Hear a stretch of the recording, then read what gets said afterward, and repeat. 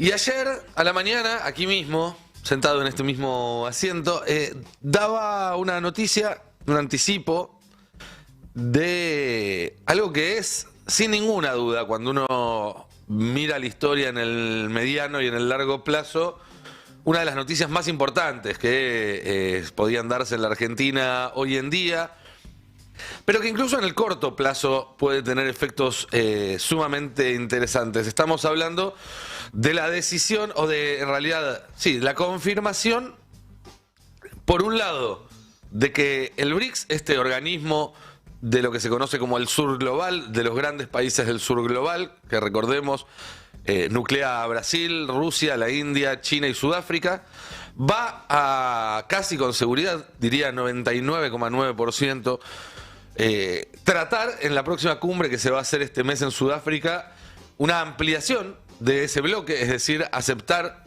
otros países como socios de ese bloque. Eso por un lado. Y por otro lado, la confirmación 100% de que en la lista de más de 30 países que manifestaron su voluntad de adherirse a ese bloque, la Argentina está al tope. Argentina, en cuanto se abra el BRICS para el ingreso de nuevos miembros, y eso casi con seguridad va a ser este mes, va a estar en el primer lugar de la lista para ingresar. ¿Por qué va a estar Argentina en el primer lugar de la lista para ingresar? Porque China así lo quiere. Y China hoy en día es la locomotora del BRICS. Es el país que política y económicamente conduce, o en todo caso se ubica como un primus inter pares, el primero de entre varios pares, en este bloque. ¿Por qué China quiere que Argentina sea parte de este bloque? Bueno, hay sobradas razones. Hay sobradas razones que van desde lo más obvio, que tiene que ver con los recursos naturales con los que cuenta la Argentina. Ya sabemos, es casi a esta altura del partido un lugar común recordar que Argentina produce alimentos, tiene reservas de agua dulce, produce energía, tiene reservas de minerales estratégicos, tiene una ubicación geográficamente hablando que también es estratégica, en la puerta de la Antártida y con una costa inmensa sobre el Océano Atlántico Sur. También hay que traer a colación la historia del vínculo entre la Argentina y China, un vínculo que ya tiene mucho tiempo, que ha sido en general siempre positivo, próspero. En este momento para China, además, se trata de un vínculo que le deja un superávit comercial importante. Yo diría que una de las grandes deudas estructurales de la economía argentina es trabajar el equilibrio en esa balanza de pagos con uno de los principales socios comerciales, porque Argentina todos los años está 7.000, 8.000 millones de dólares abajo. Y tiene que ver también, más allá de todas estas cuestiones históricas, tiene que ver también con la negociación que está llevando a cabo la Argentina ahora con el Fondo Monetario Internacional. Sobre todo con las maniobras que en las últimas semanas desde el gobierno argentino se fueron llevando a cabo para poder atender las obligaciones que tiene el país con el fondo sin hacer uso de dólares, ya sea utilizando yuanes, ya sea utilizando los DEX de Qatar, pero todas estas ingenierías que está haciendo el gobierno argentino a través del ministro de Economía Sergio Massa, de alguna manera corren al Fondo Monetario Internacional de su rol histórico como prestamista de última instancia, y eso es algo que China le presta muchísima atención, no porque esté en contra del Fondo Monetario Internacional. China es parte del Fondo Monetario Internacional. Es más, China está pujando por tener más protagonismo dentro del Fondo Monetario Internacional, es decir, que en el reparto de votos en el directorio del FMI se tenga en cuenta el rol actual que tiene China en el mundo y no el que tenía hace algunas décadas. Esto es estar en pie de igualdad con Estados Unidos. sino que lo que busca China es internacionalizar el renminbi, que es la moneda, el sistema monetario chino es un chino, valga la redundancia, pero simplificando el yuan que se puede, que digamos, los yuanes que tiene Argentina en el Banco Central a través del swap, el yuan que se utiliza a nivel internacional, el plan de China es que se profundice esa inserción internacional de su moneda, que pase a ser una divisa con el tiempo. Se habla mucho de desdolarización. Es desdolarización porque el dólar tiene un lugar hegemónico, y más que hegemónico, único hoy en día en el comercio mundial, pero en realidad a China no le importa lo que pase con el dólar por el dólar en sí mismo. En realidad lo que quiere es empezar a ocupar espacios que hasta ahora estaba ocupando el dólar.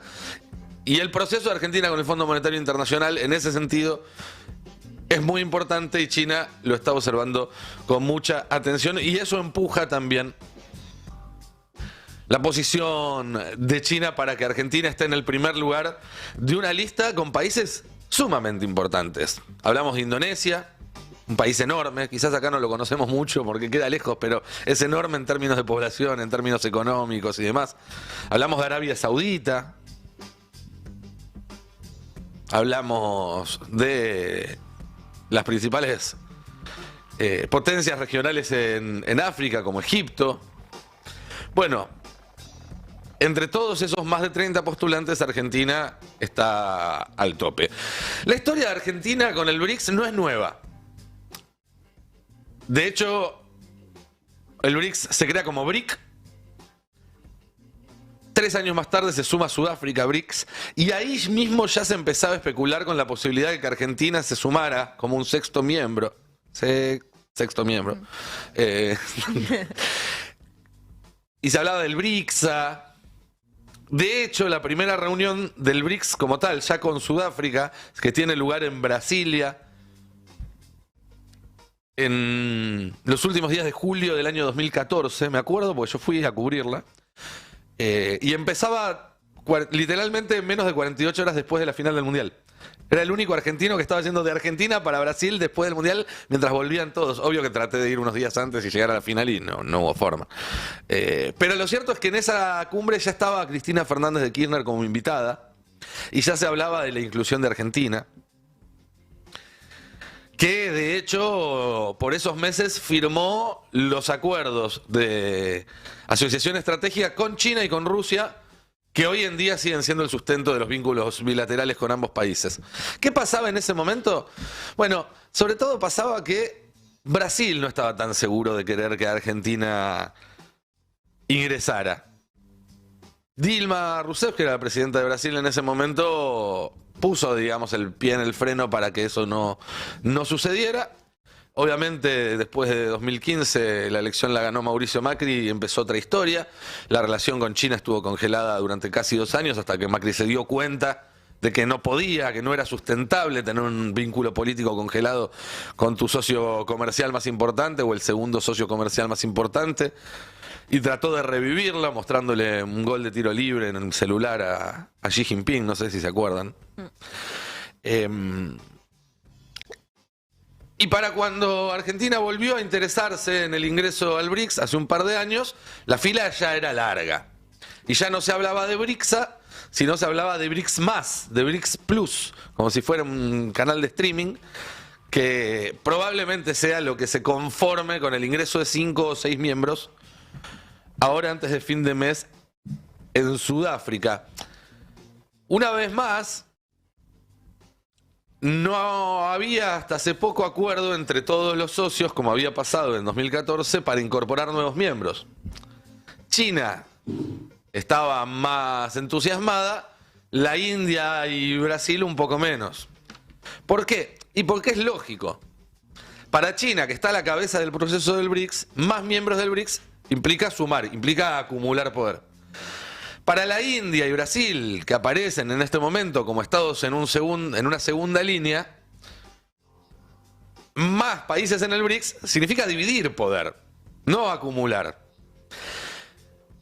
Esas resistencias estuvieron firmes durante varios meses, durante todo el año pasado y comienzos de este año, hasta que hará un mes y pico, y nosotros lo contamos acá en el Destape, hubo una reunión en Sudáfrica de Sherpas del BRICS, justamente que se juntaron para discutir un documento donde estuvieran protocolos, condiciones y cláusulas, por así decirlo, para la futura ampliación del bloque. Es decir, dijeron, bueno, si nos vamos a ampliar, que quede claro quién puede entrar y quién no según parámetros claros, que no sea algo que sea a dedo, que no haya que discutir caso por caso.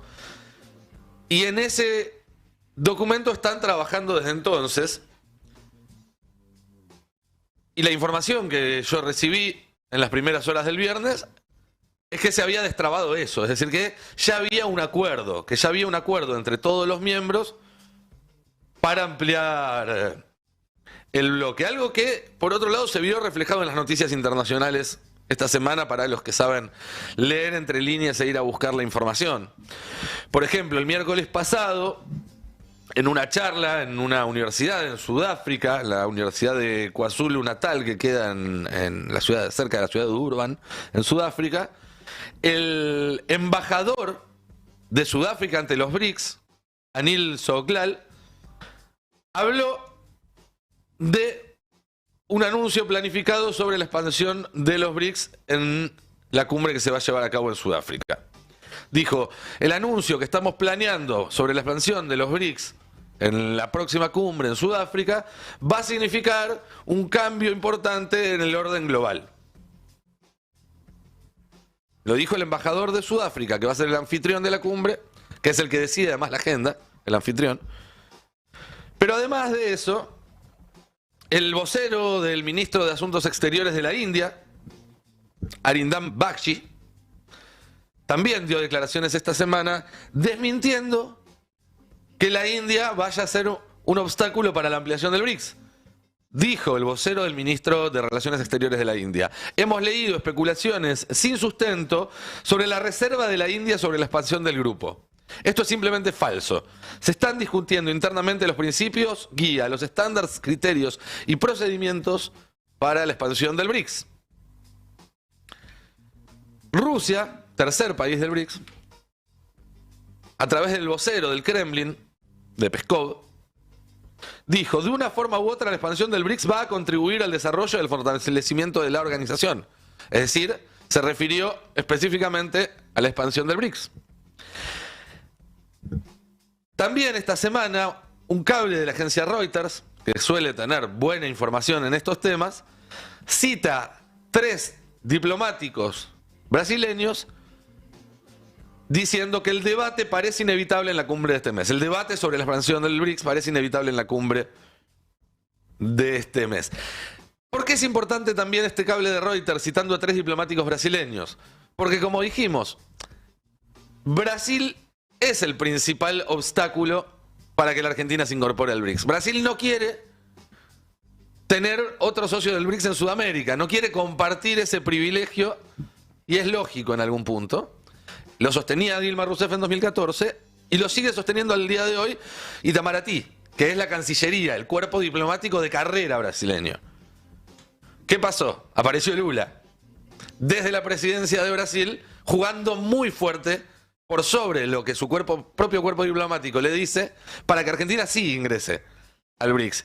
Y así lo dijo también este miércoles, esta semana, en una declaración a la prensa donde dijo, probablemente en esta reunión podamos decidir consensualmente qué países pueden unirse al BRICS.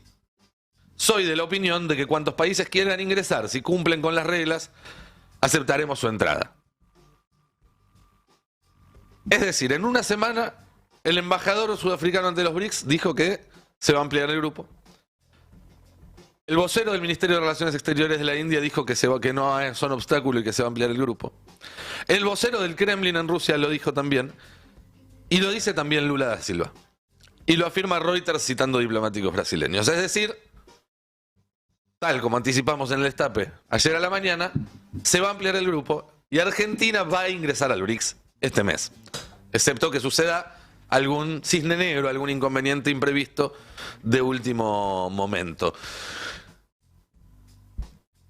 ¿Por qué es interesante esto? ¿Por qué es importante esto? ¿Cuáles son los beneficios que puede tener para la Argentina? Bueno, muchísimos. En principio hay que aclarar que entrar al BRICS no significa salir de ningún otro lado. No es BRICS o G20, como dicen algunos, porque de hecho los miembros de BRICS son también miembros del G20. G20 engloba a los países más importantes de todo el planeta, sin importar su modelo económico, su modelo político, ni nada. Para otras cuestiones está la Organización del Comercio, hay otros. El BRICS en realidad aparece como una contraparte del G7. El G7 es el grupo de los 7 países industrializados, se decía en una época. Básicamente Occidente, las potencias de Occidente, ¿sí? Más Japón. Que es un grupo al cual Argentina no participa ni fue invitado a participar, más allá de que estuvo en alguna cumbre como invitado, pero digo, no, Argentina jamás va a ser parte del G7, no hay ahí una opción. Argentina no es que le dice que no al G7 para decirle que sí al BRICS. ¿Y qué es el BRICS? Ya no por oposición, sino por la positiva. Bueno, es una asociación de carácter político sobre todo, comercial también, pero no es un mercado de libre comercio, con los países que significan actual o potencialmente los mercados más grandes para lo que Argentina produce. Hoy en día el comercio de Argentina más importante es con Brasil y con China, ambos están en el BRICS. La India aparece también ahí como un mercado importantísimo. Hoy la India es el país más poblado de la Tierra, es la democracia más poblada y más grande del planeta además, y pica en punta en el sector de economía del conocimiento. Un sector en el cual la Argentina tiene un potencial de crecimiento enorme, sobre todo si se asocia con la India. Sudáfrica puede ser la puerta de entrada para un montón de mercados africanos. Y ni hablar de si se suman, obviamente, países de Medio Oriente, países del sudeste asiático. Realmente para la Argentina es una oportunidad comercial enorme. Pero además, el BRICS es otro foro global donde Argentina puede sostenerse, por ejemplo, en el reclamo de la soberanía del Atlántico Sur. Porque tanto la China, como India, como Rusia, bancan la soberanía argentina sobre las Malvinas. Y si Argentina se incorpora al BRICS, seguramente también va a poder incorporar el apoyo que ya se dio en algunos foros, como el G77, de Sudáfrica, que nada más y nada menos es un país que está en el Atlántico Sur, que tiene sus bases navales sobre el Atlántico Sur, también en el Índico, pero también en el Atlántico Sur. Es decir, en un montón de aspectos esto para la Argentina es importantísimo, pero sobre todo, lo que significa la entrada de la Argentina al BRICS, y esto tiene que ver con la elección de la semana que viene, y con esto ya iré terminando, es la confirmación de que la Argentina no es un país de mierda, que la Argentina no es un país chico, que la Argentina no es un país que se está cayendo del mundo, sino que por el contrario, Argentina está para sentarse en la mesa de igual a igual con los países que más están creciendo, con los países que están planteando el mundo del futuro. Porque mientras en Estados Unidos están haciendo una elección entre 2 octogenarios y en Europa la economía se les cae a pedazos porque se les cortó el chorro del gas barato de Rusia, y los modelos económicos que se están proponiendo en Occidente para salir de esta crisis que se está incubando son los mismos que se vienen aplicando desde la época de Thatcher y de Reagan y que no funcionan.